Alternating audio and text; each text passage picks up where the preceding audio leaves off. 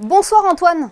Bonsoir. Vous jouez donc à Castres. Vous avez été mis à disposition par votre club à l'équipe de France A7 depuis début septembre pour préparer les Jeux Olympiques. C'est toujours une fierté d'être appelé par son pays, d'autant plus pour une échéance comme celle-ci.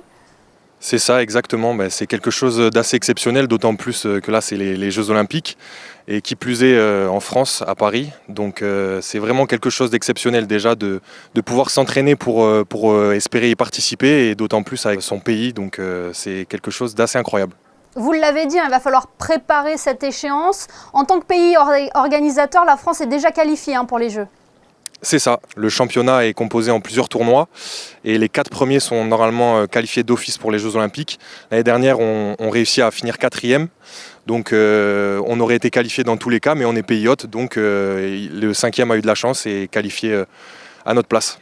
Comment concrètement va se traduire la préparation avec le groupe France ?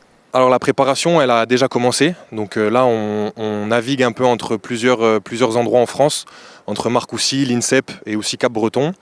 Et on va avoir aussi quelques jours de préparation au Fidji avant d'entamer le World Series, donc le championnat, qui débutera début décembre. À Dubaï, c'est ça ?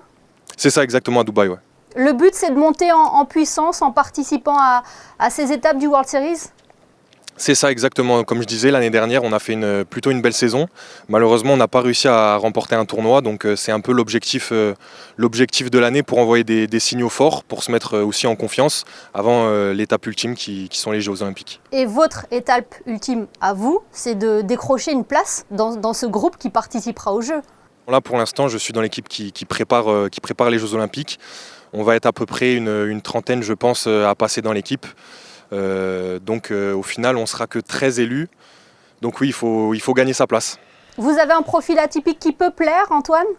C'est ça, ouais, je suis assez grand, donc j'ai un profil un peu aérien qui permet d'aider dans certaines situations, donc c'est vrai que ça peut plaire. Après il y a beaucoup de joueurs qui sont de très bons joueurs aussi, donc voilà, on va faire le maximum, essayer de faire les meilleures performances possibles et essayer d'aller chercher une place dans l'équipe qui jouera les Jeux Olympiques. Antoine, vous avoir en invité sur notre antenne, c'est aussi l'opportunité pour nos téléspectateurs de mieux comprendre les spécificités du rugby à 7. Qu'est-ce qui le différencie du 15, mis à part bien évidemment le nombre de joueurs sur le terrain ?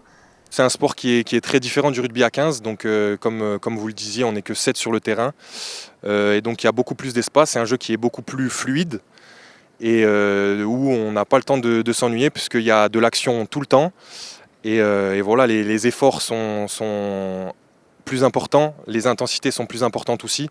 Donc c'est un sport où on est souvent dans le rouge et où c'est très difficile du coup de faire des bons choix et c'est ça le jeu, quoi. Ouais, c'est plus dynamique, plus rapide et le temps de jeu aussi est beaucoup moins important que le 15. C'est ça, le temps de jeu est beaucoup plus court, comme vous pouvez l'imaginer. C'est impossible de tenir autant de temps qu'un match de rugby à 15 qui est de 80 minutes.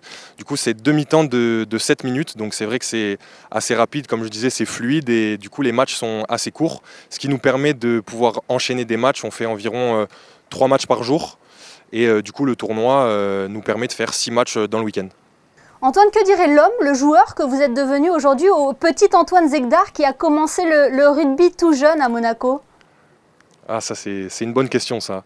Je lui dirais de jamais lâcher. Je lui dirais de jamais lâcher puisque on vit quand même des choses exceptionnelles en tant que sportif de haut niveau et que aussi les sacrifices en valent vraiment la peine puisque voilà on peut croire en ses rêves et essayer d'aller les chercher. Aller toujours plus haut, toujours plus loin et c'est ça ce qui importe dans la vie. Donc voilà, je lui dirais de jamais lâcher. Et on gardera bien ça en tête. Merci infiniment Antoine Zegdar de nous avoir fait l'amitié d'être avec nous sur Monaco Info. Merci beaucoup, merci à vous.